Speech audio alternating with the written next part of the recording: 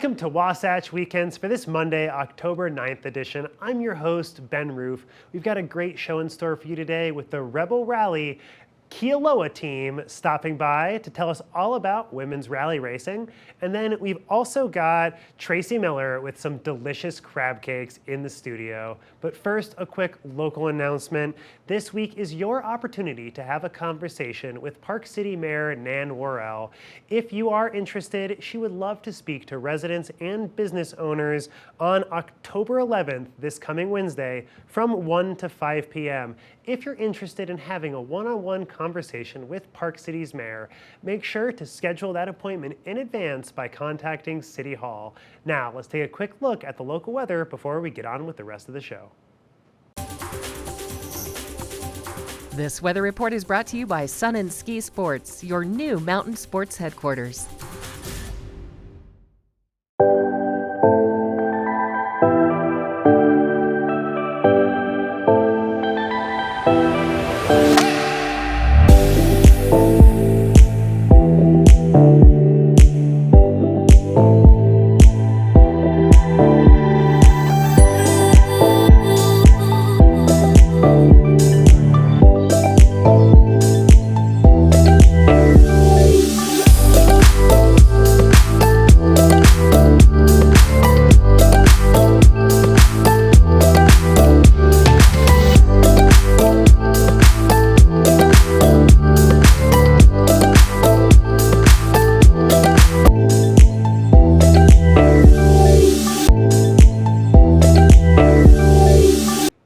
Welcome back to the show. I don't know if you know, but rally racing is an incredibly interesting motorsport where a team, a driver, and a navigator navigate a tight course at high speeds. And Kimberly Perot had the opportunity to talk to the Kealoha team about their upcoming Rebel Rally competition. Let's take a look. Now we are entering into the adventure portion of our show because I am speaking with Team Kealoha of the Rebel Rally. This is the 8th annual Rebel Rally, an adventure race with all women with no GPS, no tracking devices, helping them navigate over 1,200 miles of exciting desert terrain. I've got Team Kealoha today, Susie and Verena joining me. How are you, ladies? I'm great, thank you. Thanks for having us. Thanks.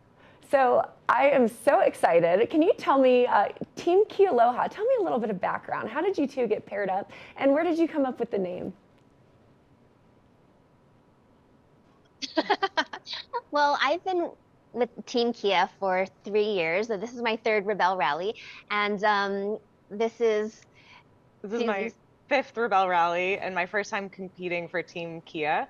So when I found out that I could do that and pair up with Rena, I was just over the moon. And then we found out that we both have ties to Hawaii. I'm originally from Hawaii. And my family business has been based in Hawaii since 1977. We have restaurants there. So we both really share a love for Hawaii. I love that. Now, Susie, tell us about the Rebel Rally and what exactly it entails. Yeah, so it's a really unique endurance competition. It takes place over, I think, 7 days over some of the most amazing terrain in the California and Nevada deserts. And it's not a race for speed, it's actually a navigation challenge. So you're trying to find hidden checkpoints in the desert. And like you said, you can't use your phone, you can't use a GPS, so you're just using a map, a compass, and sometimes a road book. So it's a really unique and fun challenge. That's wonderful. So why were you both drawn to compete? And I guess, Verena, we'll start with you, and then Susie, if you wouldn't mind explaining as well. Well, I've been in motorsports as a driver for a long time, and when Kia asked me to be part of their team, there was no hesitation. So this is my 3rd year with Team Kia for the Rebel Rally. Yeah, and I've competed in a number of rallies around the world, and I just really love a puzzle, and that's kind of what this challenge provides. Excellent. So how do you both train and prepare for an adventure competition like this? Yeah, so there's actually a lot that goes into it. Even though we're both seasoned rally competitors, we train every single year. We took the Kia Telluride out to the desert and put it through its paces. We went over sand dunes, rocks, deep washes, just trying to get a sense for the type of terrain that we're going to see out on the rally. And then we also work on our teamwork a lot as well. They're in the car together for 7 days, and it's a lot. It's a big challenge. So that's an important component. Exactly. Wonderful. And Verona, you're in performance sports and you're a sport performance driving instructor. Tell us about the vehicle that you are driving and what modifications have been made to it. Well, this year we're competing in a 2024 Kia Telluride X Pro, and the modifications we've done to it, or Baja Forge has done to it, is a front and rear bumper support. We also have a skid plate throughout the bottom to protect the underside from any big rocks or big obstacles we're driving through. We have aftermarket wheels and tires and a roof rack. Awesome. Now, I know there are over 100 women that compete in this, and I'm rooting for Team Kia Aloha. So, Susie, where can we go for more information and to follow your journey? Thank you so much. Yes, if you go to rebelrally.com, we're Team 206 or Team Kia Aloha, and you can actually track our car along the course. So we would love for you to follow us and cheer us on. I think what you're doing is so incredibly cool and adventurous and very inspiring to me, and I hope to others as well. So Team 206, Team Kia Aloha, very exciting. Best of luck to you, ladies. Thank you so much for joining us this morning. Thank you so much.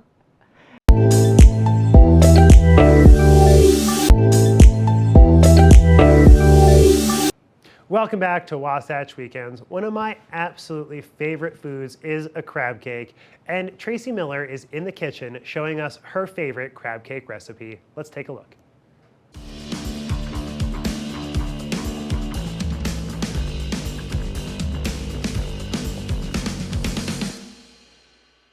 Hi, I'm Tracy Miller with Colorful Cooking, and today we are going to be cooking up some real goodies. Whether you have people visiting or you're going on a picnic or you just want something really healthy for dinner tonight, I've got you covered right here. We're not wasting any time. We're jumping right on into it. So at first we're going to do the asparagus wraps. Now I've already boiled the asparagus and then I shocked them. So that means you boil them in water until they're done, and these were skinny ones. They took like maybe 3 minutes in boiling water. And then I put them in cold water. That stops the cooking process and keeps the nice vibrant color green. So we're making wraps, super easy. And one of the things when you're making wraps that you want to do is microwave your wraps for like 30 seconds because that's going to make them a little bit easier to roll and a little bit easier to work with. So I've got 3 wraps in here that I microwaved for about 30 seconds. They are flour tortillas, delicious and hearty, and those are going to be the base for our asparagus wraps.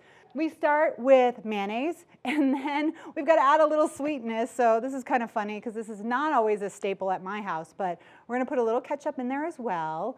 That'll give it the sweet flavor, kind of like a Russian dressing, a play on Russian dressing. And then we're going to use a little bit of these chipotles. And now what we're going to do is we are going to put that all over our wrap. So what I've noticed, and I make wraps a lot for my catering company, and what I notice is that if you do a thin layer of the spread all the way around the tortilla, you're going to be in good shape for rolling it and keeping it all together. I have smoked Gouda cheese because this is going to be a smoky wrap. I'm going to put that at the very bottom because what I've noticed is if I try to cut these wraps with asparagus, the asparagus shoots out all over the place. So you really want the asparagus to be on the chipotle so that it doesn't shoot out all over the place when you cut it. Put some lettuce down there. Look at all that. This looks so pretty with all the colors. So then when you roll it, you're just going to go like this. Pull all of that in. Roll it up. I roll these, put them seam side down in the refrigerator, uncovered, because if you cover these flour tortillas with saran wrap, then they're going to get super mushy. Here's the asparagus wraps. I'm going to make one more. We are going to take a quick break. When we return, we're talking all about Brussels sprouts. We're going to get these in the oven, and I'm going to show you how to make a delicious Brussels sprout salad. We'll be right back.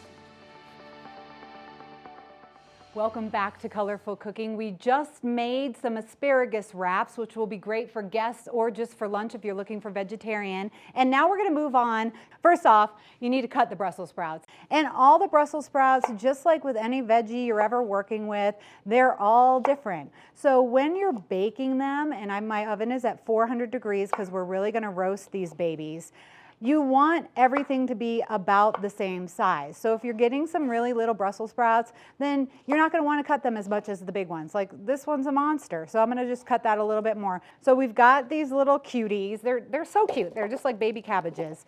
And then I'm going to put them on my sheet pan. We're going to keep this super simple because the ingredients are fresh and healthy. So mucking them up with a whole bunch of different ingredients is not what we're going to do. Brussels sprouts by themselves. Oven is at 400 degrees. I'm going to pour olive oil over the Brussels sprouts. Doesn't even have to be that much because it's going to kind of melt when you bake it. And then I have a mixture of salt and pepper. This is how I like to do it when I'm in the kitchen. Just make a nice mixture of salt and pepper because that's what I use for everything. And I'm going to really kind of generously cover these Brussels sprouts. And whenever I'm cooking veggies, I definitely put a lot of salt and pepper on them. Okay. The Brussels sprouts, cut up nicely, olive oil, salt and pepper, oven's at 400 degrees. I'm going to pop them into the oven for about 10 minutes. And this is when a little bit of experience is going to let you know, because if you cook those Brussels sprouts just a little bit too long, they're going to have no crunch and they're going to be mushy. And those are the Brussels sprouts that your parents complain about because your grandma used to overcook them all the time. We are going to cook those Brussels sprouts for about 10 minutes. Check them because every veggie is different. We're going to check them, see their doneness, and then put the pears in for about 5 minutes. We've added the pears about 5 minutes before we were finished cooking the Brussels sprouts. And these Brussels took about 10 minutes, but you can expect about 10 to 12 minutes for most Brussels sprouts if you cut them in half. You don't want to overcook them because that's going to make them mushy and gross, and it's going to make your house smell really bad. So we have the pears that I tossed with a little bit of olive oil and some fresh thyme, and I tossed those right there into the Brussels sprouts. So basically, this is the salad. A half a cup of Brussels sprouts is like 28 calories, and it also contains over 100% of your daily recommended dose of vitamin K. So they're really healthy, and if you're looking to get a little more vitamin K, vitamin C they're high in as well, and lots of other minerals. You know, when you're looking for just like a little sliver of certain minerals, you're going to find a lot of that in Brussels sprouts. So here we have the salad. I did sprinkle a little bit of fresh thyme on the salad, on the pears when I put them in the oven, but now I'm going to sprinkle just a little bit more. When you're working with fresh herbs like this, and now this time you have to like definitely get the stems off. So this is a job for the kids. This is what I always give to my kids, and they're like, really, Mom, do we have to do this? But see, if you just kind of do that, then you get the fresh thyme. You don't have to chop it or anything. It's just nice and the little leaves. So we're going to put a little more on that, and then we're going to stir this up a little. Everything's softened up. You can eat this salad warm, or you can eat at room temperature. That's one of the great things about it. And I'm going to tell you what, people are going to like this salad. You're going to be surprised how many people are after your Brussels sprouts when you make this. I like to put a little honey mustard on it. It just brings a sweetness to it and also gives a mustard taste, and mustard and Brussels go really, really nicely together. So I'm just going to stir up my honey mustard, and all this is a combination of sour cream, honey, mustard, and some white wine vinegar, a little salt and pepper, because I put a little salt and pepper on everything. So just lightly put some honey mustard on that, and then there you go. You have your Brussels sprout salad. Super simple, great ingredients. The key to this one is to make sure you cook everything perfectly so that it's not overcooked, and then let it cool down and enjoy it any time of the day. So now we have smoky asparagus wraps, we have a Brussels sprout pear salad, and next we are going to make crab cake. Okay, so you're probably dying to know the biggest secret of making crab cakes, and everybody has their crab cake recipe that they like. Mine, I just like a lot of crab in it, not a lot of filler, but you do need some filler or the crab cakes aren't going to stick together. So the biggest secret is when you buy your crab, and I buy mine from Costco, I get this big one because it's actually delicious crab, but it kind of gets a little wet, so you have to wring it out a little, like I'm gently squeezing the crab. Like, you don't want to be tough with it. It's very delicate. It's delicious. It's tender. And we're just happy that somebody else got it out of the shell for us. But this is what you do. This is the #1 tip, in my opinion, that I can give you to make good crab cakes. You get all of this moisture out of here. See, as you get to the bottom, there's just so much. And then you're gonna get a nice sear on your crab cake, and it's not gonna steam up. Okay, easy enough. We have all this beautiful crab. It's nice, it's claw meat, it's delicious. I'm going to add some parsley, a little bit of green in there. We are going to add some red onion. Onion's not my favorite, but it's very good for you. And a lot of people like the onion in here, and it's definitely missed if you don't add it. I add a tiny, tiny bit of Creole seasoning, and it doesn't, whatever the Creole seasoning is you have at home, I just add a little bit of that just to give it some flavor. I do add a little salt and pepper. We'll go back to what I said earlier, salt and pepper everything. 1 egg that has been slightly beaten, that's gonna help bind everything together. I do a little bit of mayonnaise to give it a nice creamy texture, and then some breadcrumbs. Ball them up. Look at that, pat them down a little. Squeeze them in on the side, and then I put them in my pan. When I'm dropping them into my pan, I wiggle it around a little bit so that the olive oil goes under all of the crab. These are crab cakes. They are delicious. We will be talking more when we get back. You're watching Colorful Cooking.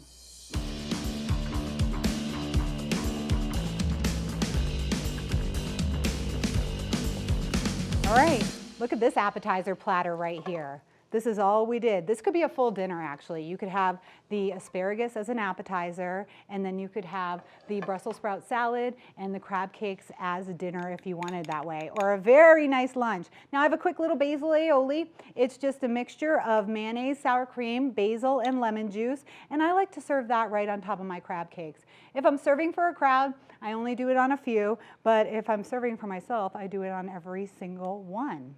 I'm Tracy Miller with Colorful Cooking, Brussels sprout salad, asparagus wraps, and crab cakes today. I hope you enjoy these recipes and eat healthy.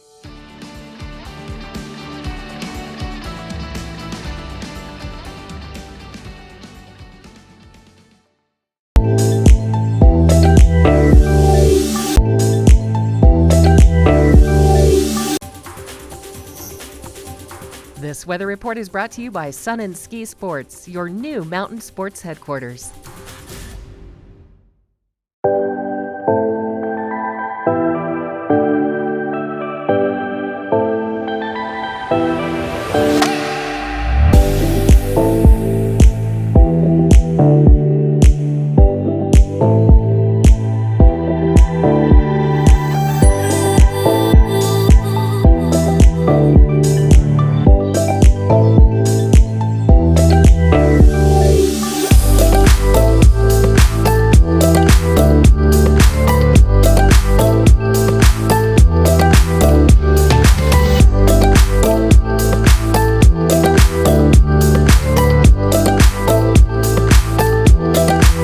Well, that's all the time we have for this edition of Wasatch Weekends. If you've missed any of our episodes, you can always catch us on parkcity.tv or tune in next Friday, and I will see you there. Until then, I'm Ben Roof, and this is Wasatch Weekends.